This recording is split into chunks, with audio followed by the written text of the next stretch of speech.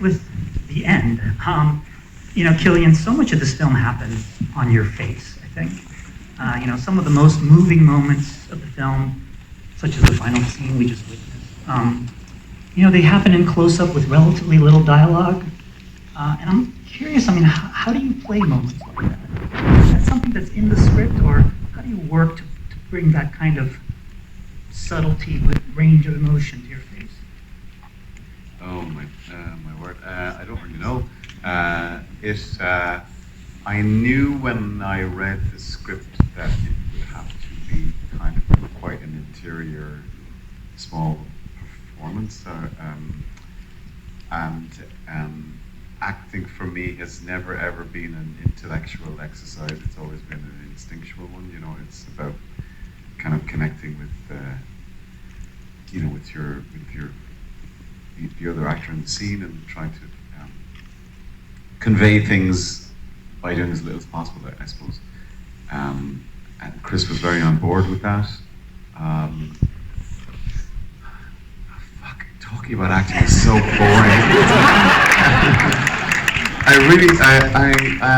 I don't know, you just try and be as honest and truthful and as possible, as like kind of in the moment as you can. It's trying to be as in the moment as you can.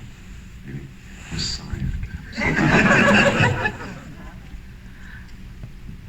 Emily, Chris Nolan told me that he didn't want Kitty to kind of become like the wife part, and that was, it's a challenge when you're doing a biopic and important things like that.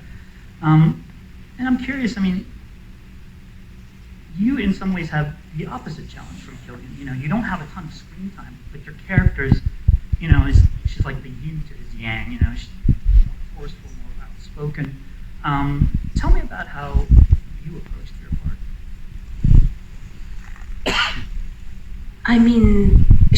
She was kind of a startling force, on the page when I read the script, and I was aware that all of their scenes together had some kind of quite high-octane, emotional or passionate or volatile pulse to them. She was difficult, she was complicated, she was, from everything I read about her, wild and colourful and a non-conformist for the time.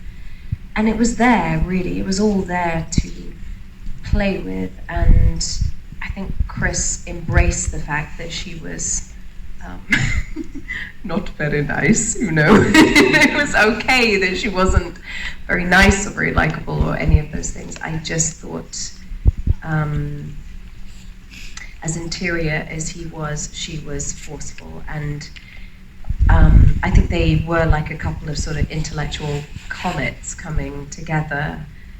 And we had that little 2-year-old, which I think any of you are parents, at 2 years old, it's the worst age to hand them over to a stranger. And for this, I had to take this little boy, and he was just scream crying as soon as he was handed to me, snot pouring down his face.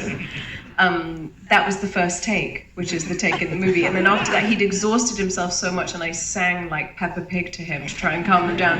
And then he did fall asleep on me. And I was like looking at Chris like, look, it's amazing. And like Chris was like, we're using the first take. I was like, oh. Tell me about the science in the film. There's the film does such a great job of, I think, of giving us just enough science to sort of make us understand some of the stakes and what's happening narratively and emotionally. But it never gives us too much science. But I'm curious, it's almost like a vocation, and they're so gifted. It's a lifelong mission to explore the unknown and the mysteries of the world. And they're fascinating people. I've spent time with them, and they're endlessly interesting.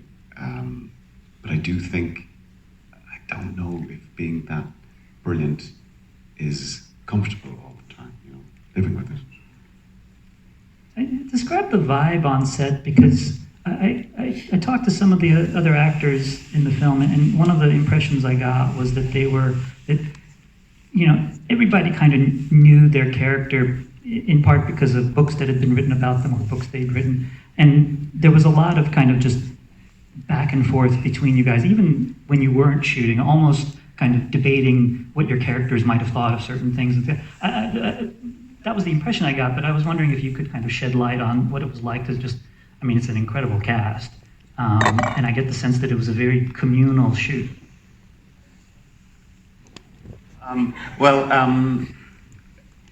You know, everybody wants to work with Chris Nolan. That's the thing. Every single actor in the world wants to work with Chris Nolan, and I think that's why you have such an extraordinary cast, is because people just want to be on a set with Chris Nolan, and he's such an extraordinary visual director and an extraordinary writer. But I think people may sometimes forget how brilliant he is with actors. Like, he is like ridiculously brilliant with actors, and he loves actors, and he loves you. Well, he loves all actors. He's very curious about how his words sound in our voices, and so all of the actors, every single actor, from like the smallest part to the biggest part, was completely invested and had done so much research, because all of these humans like lived, and they had real lives, and I remember there was a few scenes where we had to improvise a little bit, which is rare enough in Chris's movies, and all of the actors were just bam, they knew everything about their characters. It was easy for us to kind of improvise. So yeah, we had there is a group chat, the 0ppenheimer. I know that's gone around. I think that chat is still going. Yeah, it's a very active chat, but they're all like, as you can see, they're all stunning. But there's no chaos at all, none. And he's so understated as a person, and he's remarkably calm and unflappable.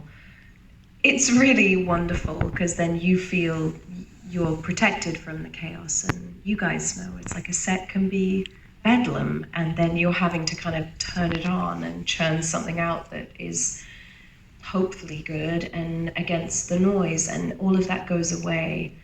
And he's so English, isn't he? He's like the most English person in the world. So it was the most understated, like when he's happy, he'd be like, all right, happy, moving on, all right, good, yep. And he'd be like, but it was great, because there was no sort of, I don't know, there was no unnecessary faff or chaos or hierarchy or anything. It's the most focused set I've ever been on.